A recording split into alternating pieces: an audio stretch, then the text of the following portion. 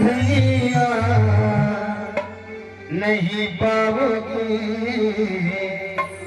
नहीं पाओगे। जा रहे हो तो जाओ ब्रज छोड़कर, ब्रज छोड़कर। प्यार ब्रज सा कन्हैया, प्यार ब्रज सा कन्हैया नहीं पाओगे, नहीं पाओगे।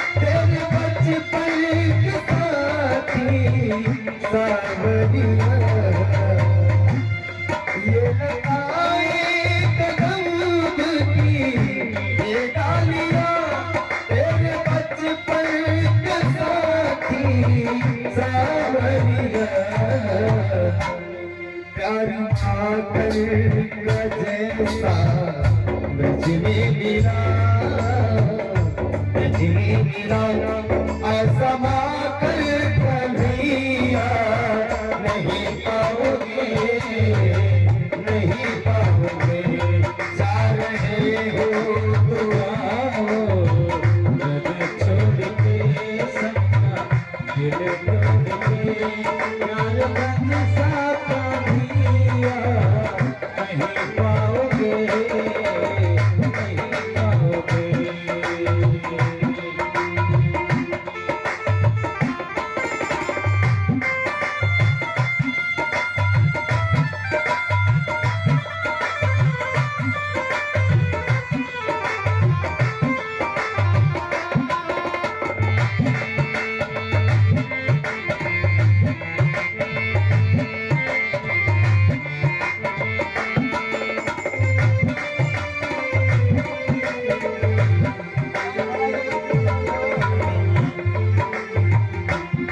कितनी थोड़ी गगरिया पन घट पर चिर किसके बचे श्याम प्यार हो।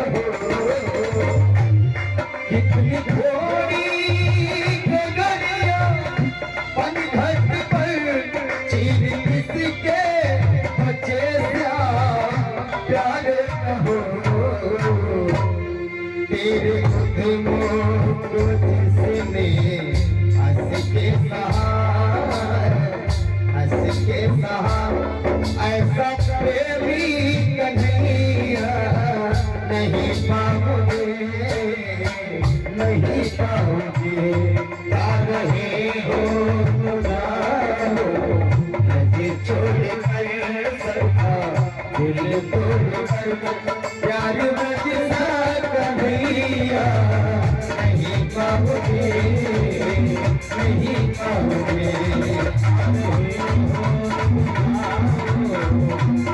छोड़कर सबका दिल तोड़कर, ब्रज सा कन्हैया नहीं पाओगे, नहीं पाओगे।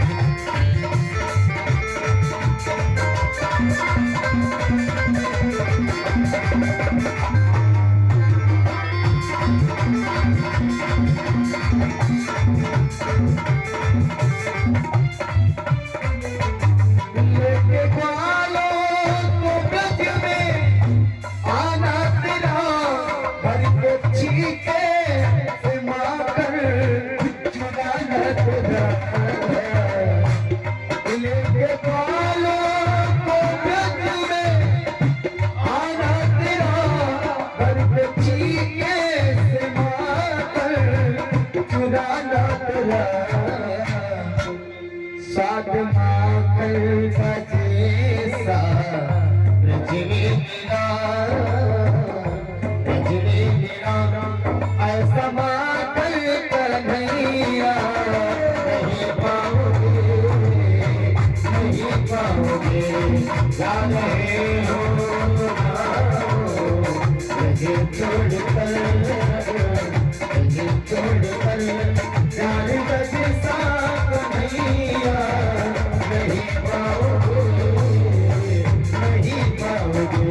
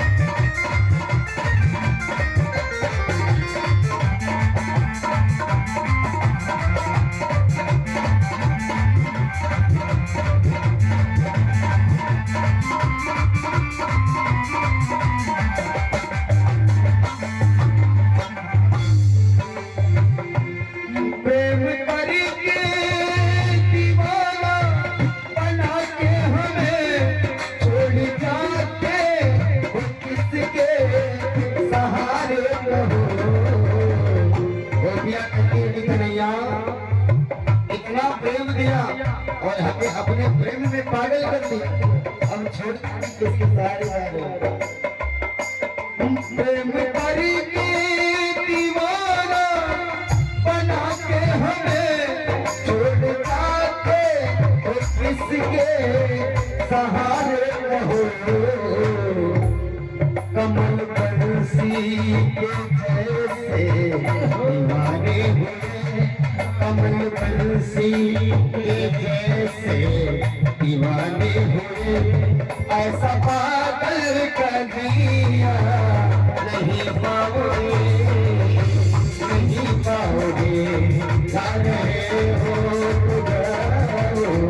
मुझे छोड़कर दिल तोड़कर प्यार बजता कन्हैया प्यार बजता कन्हैया नहीं पाओगे नहीं पाओगे नहीं पाओगे नहीं पाओगे नहीं पाओगे। बोली बाकी बिहारी लाल की जय। और परसों का वादा करके कन्हैया चला जाए जा रहे थे जो रास्ते में एक मिला धोबी घाट सारे ग्वाल वालों को लेकर के जा रहे थे। सब फटे पुराने मैले कुचैले कपड़े पहन के जा रहे थे। कन्हैया ने देखो कहा कि मामा के घर जा रहे हैं और ऐसे हालात में जाएंगे तो लोग क्या कहेंगे। धोबी के पास जाकर के बोले मथुरा के सन्निकट पहुंच गए थे। बोले कि भैया ऐसा है मामा मुझे कुछ वस्त्र दे दो। धोबी ने डांट कर अरे गमार ग्वाले 3 वस्त्रों की कीमत क्या जानो। ये राजाओं और महाराजाओं के वस्त्र हैं। और डांट करके भगा दिया। कन्हैया ने एक ही तमाचा मारा धोबी धड़ाम से गिर गया और ग्वालों से कहा कि अपने मन पसंद के वस्त्र अपना अपना पहन लो। अब कहा राजा 9-9 फुट के और कहा 1.5 फुट के ग्वाल सब पहन करके और पूरे रोड पे झाड़ू लगाते हुए चल दिए। आगे बढ़े तो एक दर्जी बैठा हुआ। कन्हैया ने कहा मामा ये वस्त्र हम लोगों के साइज का बना दो थोड़ा काट काट। दर्जी ने सभी वस्त्र को उनके साइज का बना दिया। कन्हैया ने आशीर्वाद दे दिया कि आप कभी दुखी रह ही नहीं सकते। आज भी देखते हो कि अगर जो 100 रुपए का कपड़ा है तो 500 सिलाई हो जाता है। आगे बढ़े तो वहां एक सुदामा नाम का माली रहता था, जो माधव का अनन्य भक्त था। भगवान उसके घर पहुंच गए। कितने लोगों ने घर आने को कहा पर किसी के यहाँ नहीं गए, लेकिन मालिक के यहाँ बिना बुलाए ही पहुंच गए, क्योंकि वो प्रभु का अनन्य भक्त था। जो माधव का घर ने दर्शन किया कि मुक्त होकर नाचने लगा, जितनी मालाएं थी सब उठा लाया और उसके पास जो कुछ भी था निर्धन था, मोटी सी एक बढ़िया माला माधव के गट्ठे में डाल दी। बाकी सारे ब्रजवासियों को माला पहनाकर साष्टांग प्रणाम किया। भगवान ने उसे विशुद्ध पराभक्ति का वरदान दिया और आगे बढ़े। ब्रजवासी बोले, लाला बहुत बढ़िया पोशाक मिल गई, अब गले में मोटी सी माला भी मिल गई, पर नेक सो कसर है लाला। तू अच्छी तरह जाने कि ब्रजवासन के माथे पर जब तक थापक हुआ चंदन नाय फुटाए तब तक आनंद नाय मिले। चार कदम आगे बढ़े तो क्या देखा, तीन जगह से टेढ़ी मेढ़ी एक कुबड़ी चंदन का पात्र लिए चली जा रही है। बड़ी सुगंध आ रही, देखते ही भगवान ने आवाज लगाई, अरे सुंदरी। कुब्जा ने जिंदगी में पहली बार ये संबोधन सुना। अब बताओ, जो तीन अंगों से टेढ़ा हो उसको कोई सुंदरी बोलेगा कभी का? कन्हैया ने कहा सुंदरी, तो सुंदरी संबोधन सुनते ही तुरंत पीछे मुड़ी और माधव की छटा को देखती ही दौड़ी दौड़ी चली आई। भगवान के पास आकर बोली, सरकार आपने मोटे कुछ कही का? भगवान बोले, हाँ सुंदरी, हम आपको बुलाए हैं। अहो भाग्य महाराज को भगवान बोले, पहले तो आप अपना परिचय दो कि आप कौन हो। पूजा ने प्रसन्नता पूर्वक परिचय दिया कि दास्याम्यहं सुंदरम कंस सम्मता त्रिवक्र नामानुलेप कर्म मद्भावितं भोजपतेरति प्रियं विनायवां को वन्यमदहर्ति। महाराज, मैं कंस की दासी सैरेंद्री और मेरे हाथ का घिसा हुआ चंदन पूरी मधुपुरी में इतना प्रसिद्ध है कि भोजपति कंस को भी मेरा चंदन बहुत पसंद आया, इसलिए दरबार में चंदन देने की सेवा करती हूँ। भगवान बोले, महाराज कंस मेरे सगे मामा लगे, तो काबा चंदन आज हमें दे दोगी जो हमारे मामा जी के लिए दे जा रही। कुब्जा बोली, सरकार ये तो मेरा सौभाग्य है कि मेरे चंदन आपको लगाएंगे। अरे आपकी आज्ञा हो जाए तो मैं लगाए दूं। भगवान बोले, वाह, तब तो आप ही लगाओ। अब बेचारी तीन जगह से टेढ़ी कुब्जा चंदन ले लेकर भगवान के माथे पर लेपन करने लगी। ब्रजवासी बोले, आगे बढ़ने लगो कहाँ देवी जी? नहीं, ये देखो, देखते देखते सबरू चंदन ब्रजवासियन के माथे में तोड़ गई। थोड़े बहुत टिपकी नहीं तो ब्रजवासियन को आनंद आवेगा। गल छप्पा संप्रदाय ब्रजवासियन की अलग पूरा मुंह जब तक चंदन से ना लिपट जाए तब तक आनंद ना आवे। बारिश होने लगी का?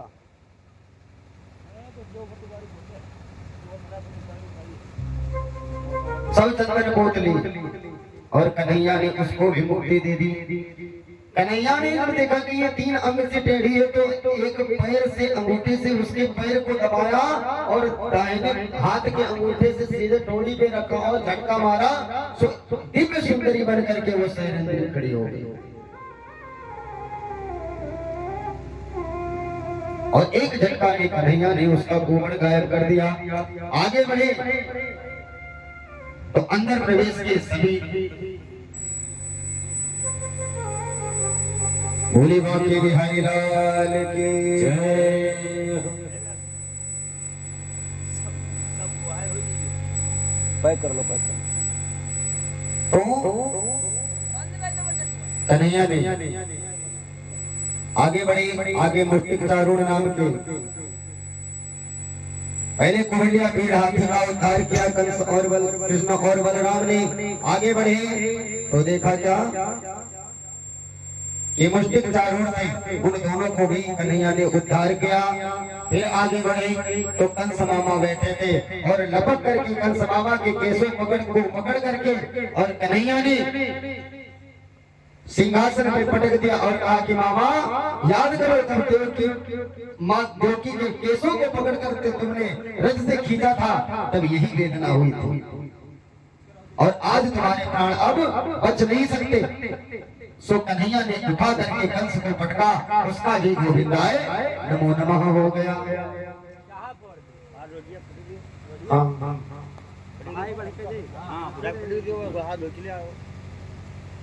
इस प्रकार से कंस का गोविंदाय नमो नमः हुआ। बोलिए कंस मर्दन भगवान की जय। कितनी बाधाएं हैं,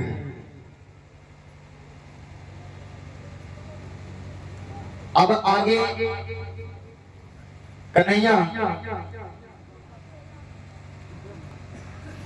कंस का उद्धार करके और सीधे जब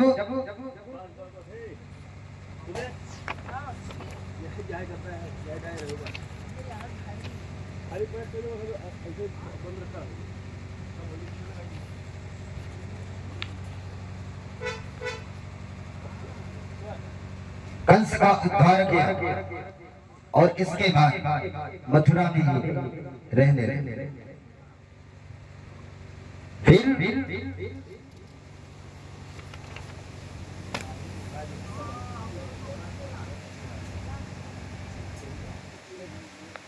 अब कंस का उद्धार करके जाकर के देवकी वसुदेव को बंदी से छुड़ाया।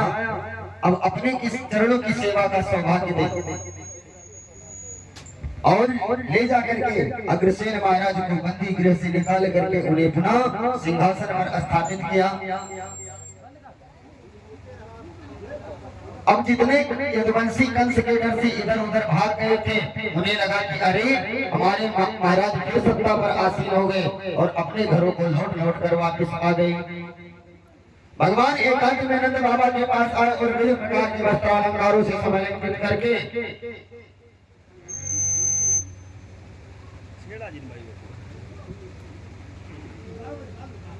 अब आज्ञा मिल जाए तो कुछ दिन मथुरा में रहकर अपने जन्म देने वाले माता पिता को भी सेवा कर।